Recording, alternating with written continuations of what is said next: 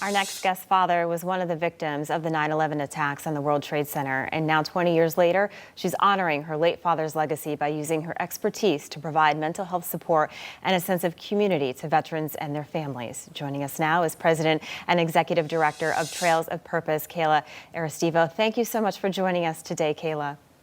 Hi, Allison. Good morning. Thank you for having me. Of course. So, Kayla, the 20th anniversary of 9/11, it's approaching. I know you lost someone very close to you, your dad. Tell us about that and how it led to you to do what you do today with nonprofit Trails of Purpose.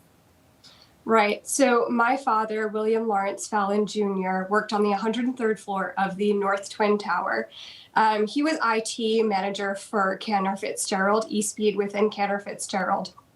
I was 8 at the time, and so I understood pieces of what was going on and not fully grasped the full picture because I was 8. Yeah. And that led to a very long battle in my adolescence of overcoming trauma and the effects that it has, and just really starting to understand the world in a different light, maybe in a way that an 8-year-old never should, or in a way that anybody really should.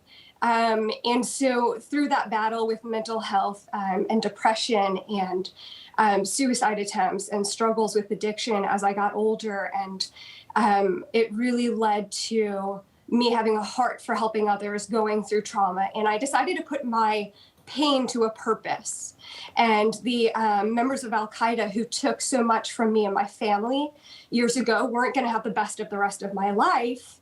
And so in 2019, my husband, Kyle, and I founded Trails of Purpose, which is a 501c3 that provides free mental health care through licensed professional counselors to military service members, active, retired, and their spouses and dependents. Kayla, I was reading about your story, and I know you mentioned you were 8, right? So you said some things hit you, but that pain took throughout years, right? Eating disorders, night terrors, and you went to counseling, but you said really what you needed was a community. And so you formed this, and there's veterans out there who are going through the same thing. They're suffering from mental illness.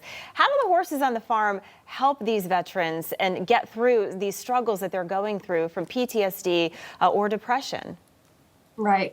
Well, it just breaks down some barriers. There is such a mental health stigma that we're overcoming as a society pretty well, I would say, in America in 2021. We're getting there. But within the military, I'd say that we're fighting a stronghold there. And so to have mental health counseling in a setting that is on a farm with these large animals, getting out and moving and doing things. Our service members don't want to sit still in an office. It's just not what they want to do. It's not what they signed up for.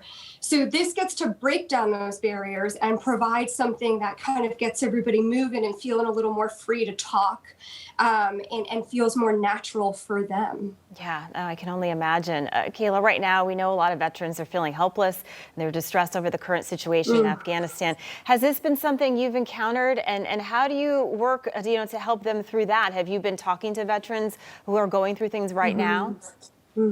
So I am a counselor in residency in the state of Virginia. So I, along with 2 other counselors, see some the clients here. We see somewhere about 40 to 60 clients a week.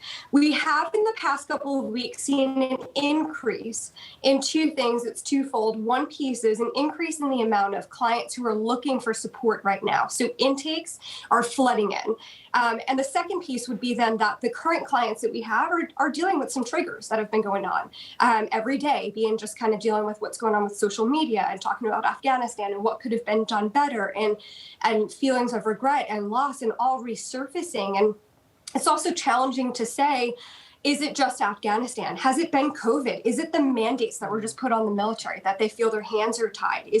There's so many other things in the last year and a half or so, but we're definitely seeing a spike right now, and it's coming to a crisis head for sure. Yeah, absolutely. And Kayla, I know you're located in Chesapeake, Virginia, is that correct?